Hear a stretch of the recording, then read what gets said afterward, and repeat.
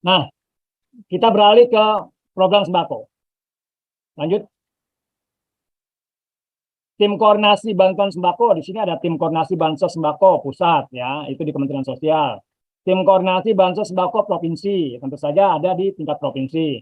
Tim koordinasi bansos sembako kabupaten kota, ada di tingkat kabupaten kota, ya, dan sembako kecamatan, ya. Lalu perangkat desa, aparatur kelurahan, bank penyalur, tenaga pelaksana bansos sembako.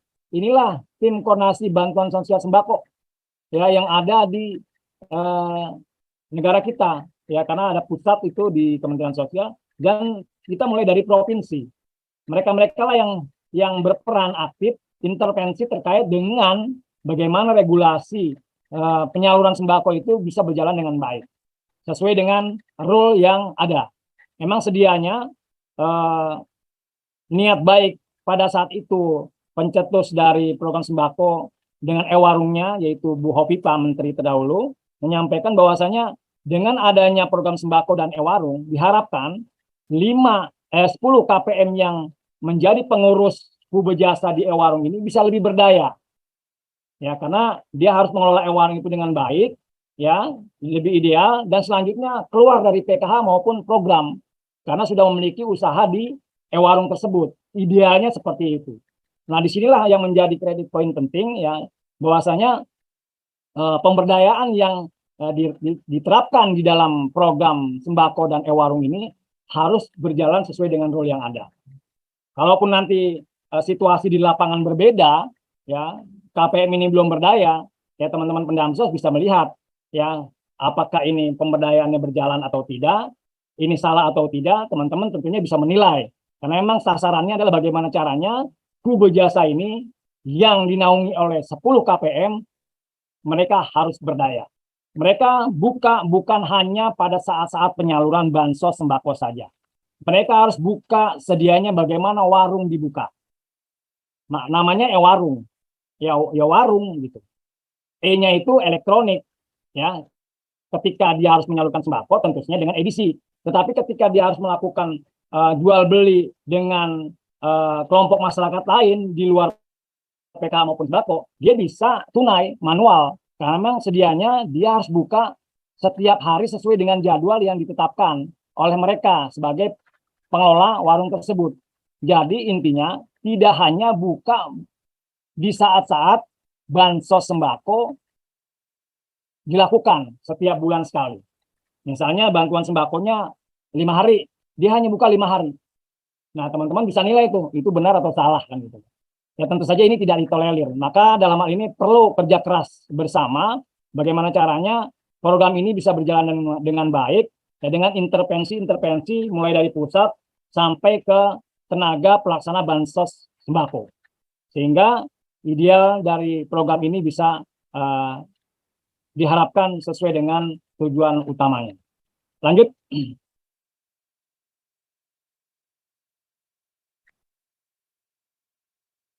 Apa itu program sembako? Program sembako adalah program bantuan sosial pangan, merupakan pengembangan dari program bantuan pangan non tunai. Karena memang program sembako ini selalu berubah nama, ya. Awalnya dulu Raskin, beras miskin yang dikelola oleh kelurahan.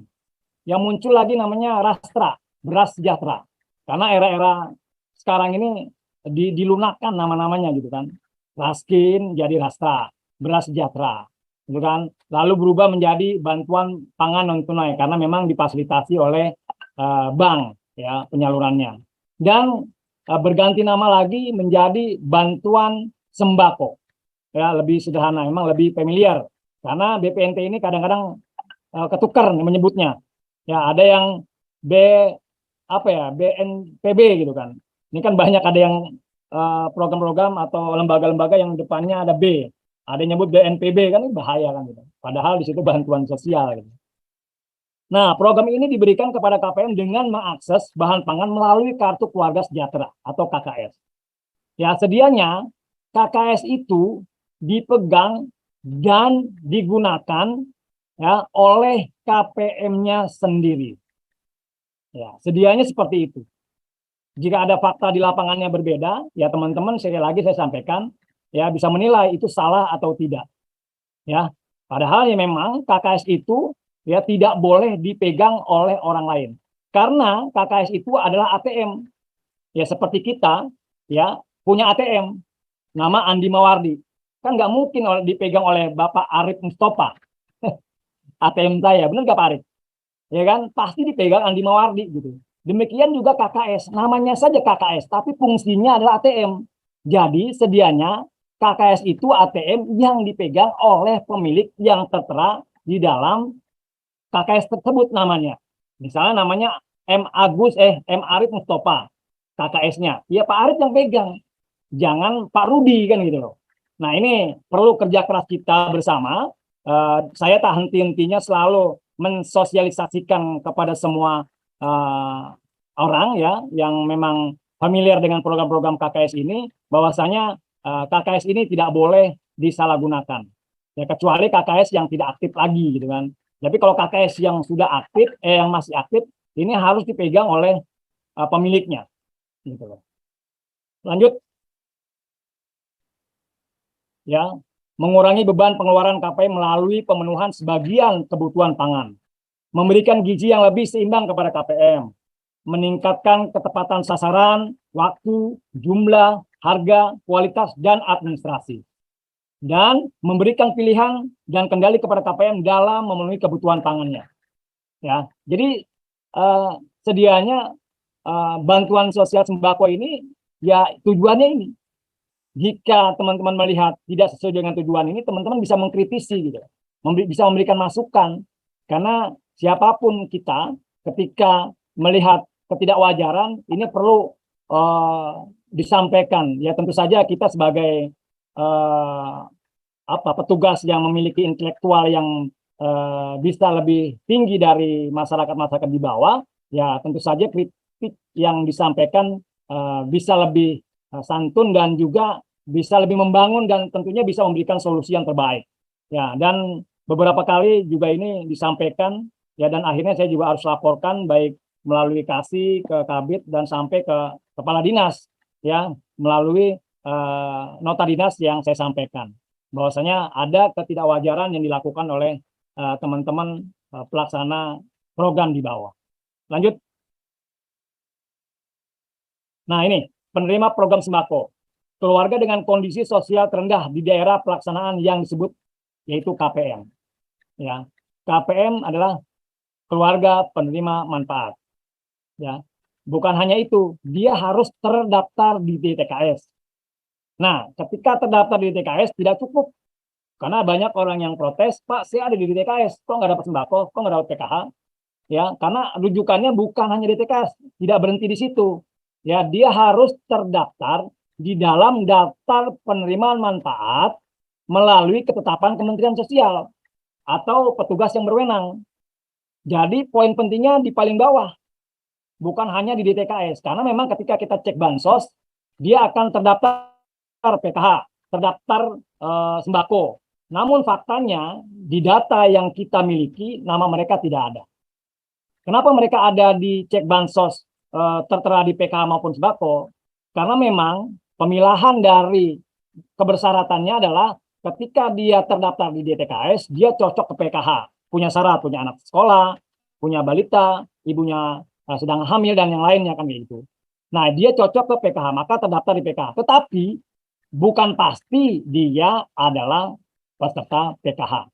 Karena dia menjadi peserta PKH ketika sudah terdaftar di dalam daftar penerima manfaat yang sudah ditetapkan oleh petugas yang berwenang. Dalam hal ini Kementerian Sosial, ya baik itu program sembako maupun program PKH. Lanjut.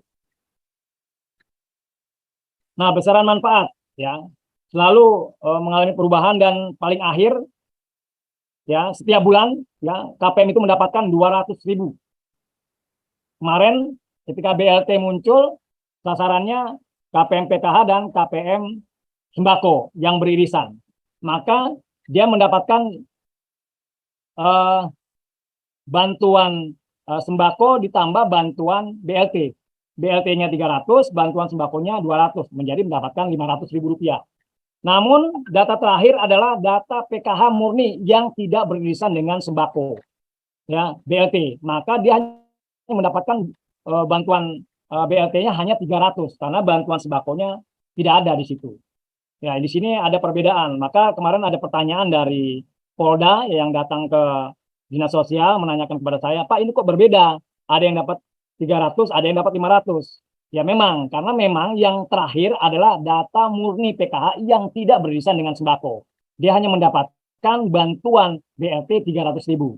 Ya, kalau dia mendapatkan sembako pasti ada plusnya yaitu 200. Jadi total 500.000 rupiah. Ya, tidak dapat diambil tunai. Nah, ini sering ada temuan ya, seluruh Indonesia, itu ada yang nakal-nakal tuh. Ya, ada yang nakal-nakal di e-warung atau di mana, digesek dulu, dia bukan mendapatkan barang, tapi dia mendapatkan uang gitu loh. Padahal tidak dapat diambil tunai gitu. Nah, ini kan pelaksana di e-warung maupun KPM-nya ini nakal gitu kan. Bukan itu saja, ya kan. Temuan baik di DKI Jakarta maupun daerah-daerah lain itu ada yang KKS-nya digadein gitu kan. Ini juga persoalan sendiri tuh, KKS digadein kan gitu oleh rentenir gitu kan. Jadi setiap tahun yang gesek itu rentenirnya bukan KPM-nya. Nah, ini kan bahaya lagi gitu kan. Ya kan alasannya nggak punya uang, dia minjam ke rentenir dan KKS-nya ditahan. Nah, ini kan menimbulkan masalah baru lagi gitu. Kalau kasus seperti itu tidak bisa diperbaiki dan memang menjadi penyakit dari KPM tersebut, maka bisa saja kami merekomendasikan KPM tersebut dikeluarkan dari program. Karena apa? Karena tidak lagi bisa dikendalikan dan tidak bisa lagi didampingi secara baik sesuai dengan role yang ada. Ya, jadi tidak dapat diambil tunai kecuali keadaan tertentu sesuai dengan keputusan Menteri Sosial. Seperti yang sudah dilaksanakan. Sebelumnya ada bantuan sembako yang tunai, ya, keadaan tertentu, ya COVID kemarin, karena sembakonya sudah terpenuhi, ya kan, dan juga waktunya sangat mepet. Kalau semua disalurkan berupa sembako, maka tidak akan terkejar serapannya, maka lebih mudah dengan uang. Ya, maka pada saat itu Kementerian Sosial dalam hal ini Bu Menteri memutuskan bahwasanya yang harusnya tidak boleh tunai, maka ketentuan yang menjadi keputusan Menteri Sosial maka bisa diuangkan pada saat itu. Jadi temporer saja, jadi tidak selamanya. Jadi ketika keputusan itu berjangka waktu, maka di situ stop. Untuk selanjutnya akan kembali kepada rule yang semula, yaitu berupa sembako. Selanjutnya, hanya dapat ditukarkan dengan bahan pangan sesuai kebutuhan KPM yang telah ditentukan. Apa saja sih? Nanti ada di slide berikutnya. Lanjut. Nih, ya, seperti yang saya sampaikan tadi, jadi harus sesuai dengan ketentuan, yaitu ada sumber karbohidrat, ada beras di situ. Kalau DKI Jakarta pasti beras ya. Kenapa ada sagu? Karena ada Papua, gitu, dia makan sagu. Ada jagung, ada orang juga makan pokoknya ada jagung kan gitu. Jadi kalau DKI Jakarta beras. Nah, kalau poin-poin A ini ketiga unsur ini salah satunya sudah ada, berarti sudah memenuhi syarat. Selanjutnya sumber protein hewani. Kita lihat ada telur, ada daging, ada ayam, ada ikan. Nah, apakah unsur ini sudah ada? Ketika sudah ada berarti sudah memenuhi syarat. Ya, salah satunya ini. Dan C, sumber protein nabati, kacang-kacangan. Ya, bukan kacang plastik ya. Maksudnya bagian dari kacang gitu. Termasuk tempe tahu gitu. Jadi ketika e-warung itu menjual tempe tahu, boleh. Karena bisa langsung diolah. Bayangin saja kalau dia hanya kacang-kacang, gitu, kacang-kacangan, tidak ada tempe tahu. Dia harus ngolah lagi gitu kan. Kacang kedelai mau diolah jadi apaan gitu. Yang ada hanya digoreng gitu kan. Untuk nonton siaran langsung Indonesia lawan Vietnam gitu kan. Makanin kacang itu KPM. Kan nggak mungkin gitu. Tetapi di sini ada poin penting yaitu tempe dan tahu. Ya, jadi ketika teman-teman menemui materi itu di lapangan, itu salah satu syaratnya, boleh. Selanjutnya sumber vitamin dan mineral, yaitu sayur mayur dan buah-buahan. Ketika ada unsur ini, ya salah satunya berarti sudah tepat terkait dengan jenis-jenis sembako. Nah, jika teman-teman mendapatkan atau melihat ada barang lain yang diberikan kepada KPM ketika menyalurkan bantuan sembakonya, ya itu ada barang yang masuk, misalnya ada minyak, ada gula, gitu. Nah, ini berarti menyalahi aturan, tidak sesuai dengan protap, prosedur tetap, gitu. Tapi ketika teman-teman melihat unsur ABC-nya sudah mencakup, tetapi ada minyak goreng, ada gula di situ, masuk di dalam kantong plastiknya juga, kita lihat jumlahnya itu lebih dari 200.000, atau cukup dari 200.000. Kalau cukup dari 200.000 berarti dia bagian dari jumlah yang dibayarkan dari bantuan sosial tersebut. Dan itu tidak boleh. Tetapi ketika lebih dari 200.000, berarti dia bayar tunai yang minyak goreng dan gulanya, itu boleh saja. Karena memang sedianya warung tersebut boleh jualan secara manual. Yang saya sampaikan tadi, warung itu tidak hanya ya berlaku ketika bantuan sosial sembako bergulir saja. 5 hari ya cuma 5 hari bukanya, selanjutnya cuma tutup. Yang ini yang tidak diharapkan oleh kita bersama. Lanjut, tempat memanfaatkan bantuan, ya warung yang saya sampaikan, ya elektronik warung gotong royong, itu benarnya panjangannya. Ya, namun filosofinya ya itu tadi, sedianya warung. Ya warung itu kan kayak kita punya warung, mau buka jam 9 pagi sampai jam 9 malam tutupnya. Atau buka jam 8, tutupnya jam 8 malam. Ya, sedianya warung itu seperti itu. Ya, ada bantuan tunainya silakan salurkan, ada kegiatan jual belinya secara manual, silakan lakukan. Dan ada misalnya kegiatan lain untuk bayar listrik, bayar telepon, bayar PAM, silahkan. Tentu saja kerjasama dengan Himbara, dalam hal ini BNI. Karena nanti edisinya atau mesin edisinya disesuaikan dengan kebutuhan di e-warung tersebut untuk melayani masyarakat umum maupun khusus KPMT, PKH maupun sembako. Agen bank, pedagang atau pihak lain yang telah bekerja sama dengan bank penyalur yang ditentukan sebagai tempat pembelian bahan pangan.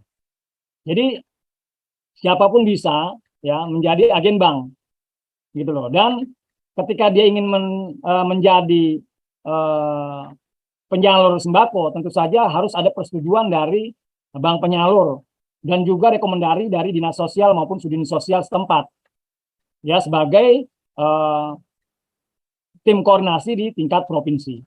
Ya, kalau ada kedapatan misalnya penyalur-penyalur bansos tidak menyertakan surat rekomendasi baik itu dari bank penyalur maupun dari dinas sosial dan sudin sosial, nah ini dipertanyakan keabsahannya. Ya, teman-teman nanti bisa lihat di lapangan, ada gak yang seperti itu. Lanjut. Ya, ini yang ditunggu-tunggu. Terima kasih. Demikianlah teman-teman apa yang saya sampaikan. Saya yakin belum memenuhi apa yang menjadi kebutuhan teman-teman terkait dengan pemenuhan kapasitas keilmuan terkait dengan bantuan sosial PKH maupun sembako. Namun paling tidak informasi yang saya dapat duluan gitu bisa saya transfer ke teman-teman gitu. Ini bukan persoalannya saya yang paling pinter, paling jago, tetapi kebetulan saya dapat duluan nih materi, jadi bisa menyampaikan ke teman-teman. Dan tentu saja teman-teman juga bisa menyampaikan kepada siapapun yang membutuhkan penjelasan-penjelasan seperti ini. Karena memang materi ini bisa didapatkan, ya baik nanti melalui Pak Uki maupun oleh Pak Raja sebagai moderator. Demikian, terima kasih. Jika ada yang bertanya nanti akan diatur oleh moderator. Saya akhiri, wallahu muwaffiq wal muwaffiq. Wassalamualaikum warahmatullahi wabarakatuh. Waalaikumsalam.